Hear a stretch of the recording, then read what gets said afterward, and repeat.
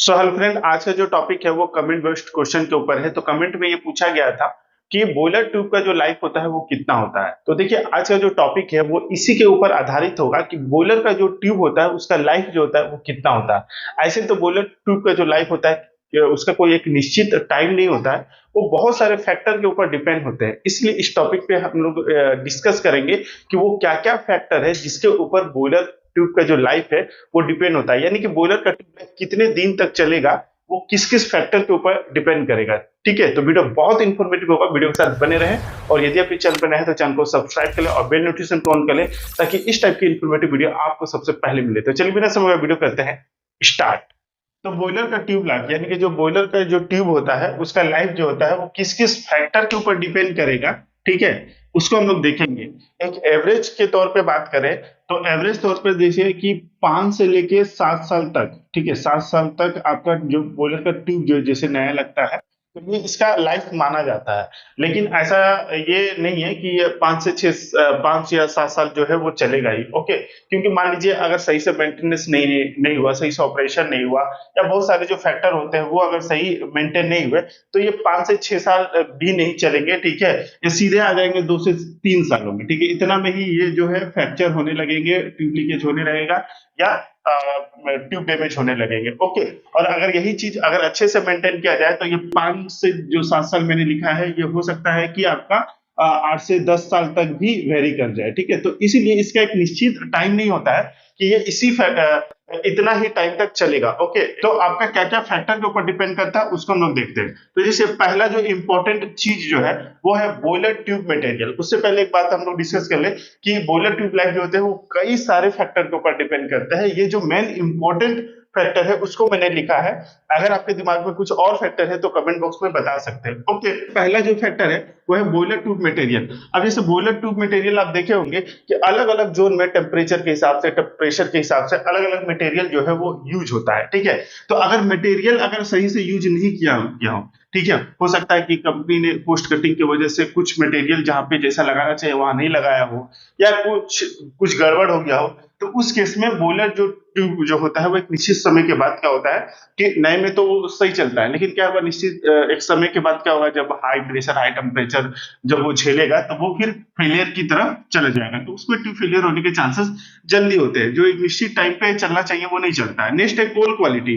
तो कोल क्वालिटी में बहुत सारे फैक्टर होते हैं, जैसे सल्फर हो गया, कोल का साइज हो गया, कोल का आपका कितना एस कंटेंट है वो है। तो ये सभी चीजों से क्या होता है ना, इरोजन इफेक्टेड होते हैं, कोरोजन इफेक्टेड होता है। ठीक है, हाई टेम्परेचर कितना कोल का जीसीबी है उसके ऊपर भी डिपेंड करेगा। अगर जीसीबी अगर हाई है तो वो हाई टेम्परेचर जो होगा वो लिबरेट करेगा, जिससे बॉयलर ट्यूब फेलियर होने के चांसेस जो होते हैं वो ज्यादा होते हैं। ठीक है, क्योंकि हाई टेम्परेचर के कांटेक्ट में आता है। ओके, तो कोल क्वालिटी में बहुत सारे फैक्टर होते हैं जिससे इरोजन और कोरोजन इफेक्टेड होता है। तो वो सभी पैरामीटर मेंटेन किया जाता है ताकि हम इरोजन कोरोजन और हाई टेम्परेचर को अवॉइड कर सके। ओके, नेक्स्ट है वाटर क्वालिटी। ठीक, वाटर क्वालिटी भी मेंटेन किया जाता है। ठीक है, बॉयलर का जो ट्यूब होता है उसके अंदर जो वाटर फ्लो कर रहा है तो उस वाटर के एक डिजायर्ड पैरामीटर होता है, कितना पीएच रखना है, कितना कंडक्टिविटी होगा, कितना टीडीएस होगा, कितना सिलिका होगा, कितना फॉस्फेट होगा। हर एक एक पैरामीटर का एक डिजायर्ड लिमिट होता है। उसी लिमिट के अंदर उसको हम लोग को मेंटेन करना होता है ताकि अवॉइड हो सके क्या, corrosion, scaling, pitting etcetera. Next है बॉयलर का लोड वेरिएशन। अब ये भी देखिए, ये भी बहुत इंपॉर्टेंट फैक्टर है।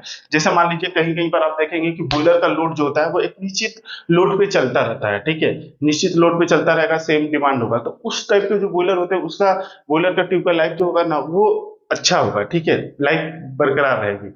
और अगर मान लीजिए कि बॉयलर का अगर लोड जो होगा वो कभी कम कभी ज्यादा फ्रिक्वेंट अगर चेंज हो रहा है लोड के अनुसार, तो उस बॉयलर के ट्यूब में क्या होता है, इम्पैक्ट पड़ता है प्रेशर टेम्परेचर का, जिसकी वजह से उसकी लाइफ जो होती है वो डिक्रीज होने लगती है। ठीक है, ठीक है, इसको एक एग्जांपल से समझिए। जैसे आप बाइक चला रहे हैं, बाइक एक निश्चित वेग में अगर चलाएंगे, वेलोसिटी में चलाएंगे तो वो बरकरार स्मूथ चलता रहेगा। लेकिन मान लीजिए स्पीड कम कर रहे हैं, ज्यादा कर रहे हैं, कम कर रहे हैं, ज्यादा कर रहे हैं, तो क्या होगा, बॉयलर का इंजन में भी इफेक्ट आएगा। ठीक है, तो अगर हमेशा ऐसे चलाते रहेंगे तो क्या होगा, इंजन खराब हो जाएगा।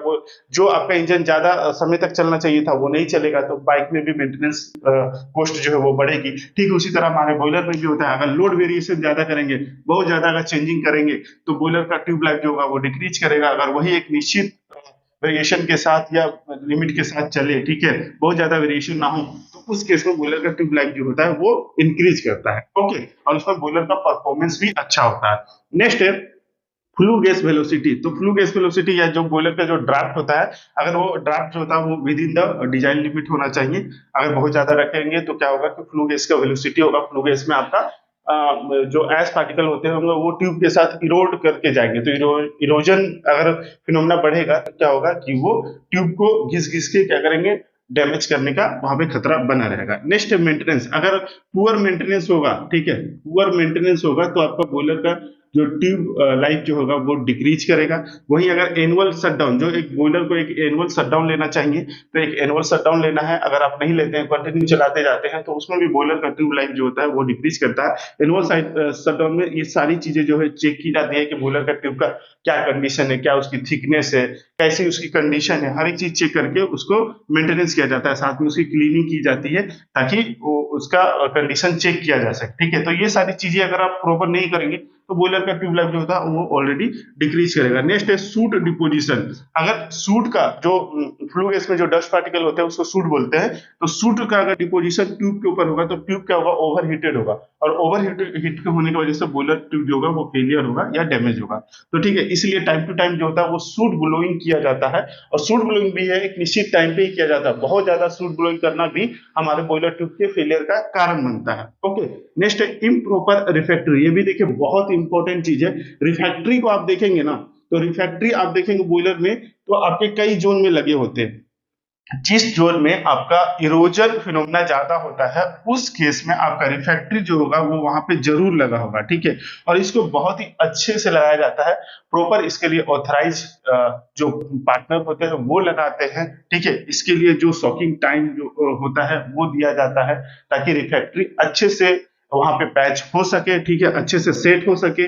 ओके, तो इस तरह से, ठीक है, ऐसा नहीं कि इफेक्टरी को जैसे मन तैसे लगा दिया जाए, क्योंकि अगर इफेक्टरी को आप सही से नहीं लगाएंगे तो इन केस जब बॉयलर लाइट अप होगा, बॉयलर रनिंग कंडीशन होगा, जो बॉयलर हीट होगा तो रिफैक्टरी में क्रैक हो जाएगा और रिफैक्टरी टूटकर फिर गिर जाएगा, और फिर वो जो रिफैक्टरी के अंदर जो ट्यूब था वो अब हीट के कांटेक्ट में आएंगे, और वो जो ट्यूब होगा वो हीट के कांटेक्ट में जैसे ही आएगा तो वो हीट चूंकि एक नॉर्मल लिमिट पे बना है, ठीक है, वो मान लीजिए अब उसका टेम्परेचर जो होता है कि 400 से 500 ही मेंटेन वो रेजिस्ट कर सकता है, सह सकता है, लेकिन अब जैसे ही रिफैक्टरी हट जाएगा तो वो उस टेम्परेचर वो ज्यादा उसके कांटेक्ट में आएगा, 700 800 900, ठीक है, उतना ज्यादा आएगा, तो उस केस में जाहिर सी बात है कि ट्यूब फेलियर होने के चांसेस ज्यादा होंगे। इसलिए ये रिफैक्टरी बहुत इंपॉर्टेंट होता है, और रिफैक्टरी को सही से लगाना, ऑथराइज पर्सन से लगाना, रिफैक्टरी के लिए जो नियम कानून है वो उसको फॉलो करना, ठीक है, वो बहुत जरूरी होता है। ठीक है, एक रिफैक्टरी स्टॉकिंग के ऊपर भी रिफैक्टरी जब कैसे लगाया जाता है, ठीक है,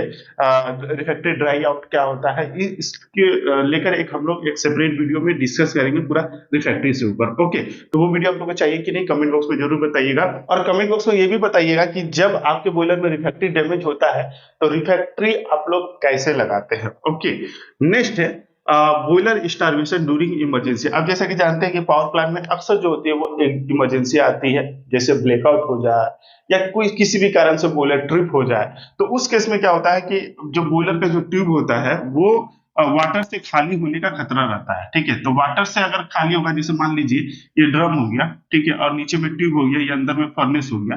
ओके, अब ये ट्यूब के अंदर अगर जैसे मान लीजिए कि इनको इमरजेंसी आया, ब्लैकआउट हुई हो गया, ओके, तो ये क्या होगा, ये पानी पूरा तुरंत खाली हो जाएगा। ठीक है, ये खाली होगा, और अंदर में क्या हीट है, तो जब ये ट्यूब में पानी होता है तो क्या होगा, ये हीट को कैरी करता है जिससे हमारे ट्यूब में इफेक्ट नहीं आता। ओके, एक हीट कैरिंग का भी काम करता है वाटर, लेकिन अगर ये वाटर नहीं रहेगा तो ये क्या होगा, हीट डायरेक्ट कांटेक्ट में आएगा आपका ट्यूब, यानी सारा जो जो हीट कैरी ओवर हो रहा था वो अब कैरी ओवर ना होकर सीधा इंपैक्ट पड़ेगा आपका ट्यूब में, जिससे डैमेज होने का या ट्यूब फेलियर होने का चांसेस ज्यादा होता है। उसी कंडीशन को हम लोग कहते हैं बॉयलर स्टार्वेशन या boiler tube starvation. Okay, starvation का मतलब होता है कोई चीज यहाँ पे खाली हो जाना। ओके, तो यही कुछ इंपॉर्टेंट रीजन हो गए जिससे हमारा बॉयलर ट्यूब का लाइफ जो होता है वो डिक्रीज या इंक्रीज होता है, जैसा कि आप मेंटेन करते हैं, और उसी के अनुसार ये जो होता है, जो उसकी टाइम डिजाइन की जाती है, जो डिजाइनर जो एक टाइम लिमिट दिए रहते हैं उस पे वो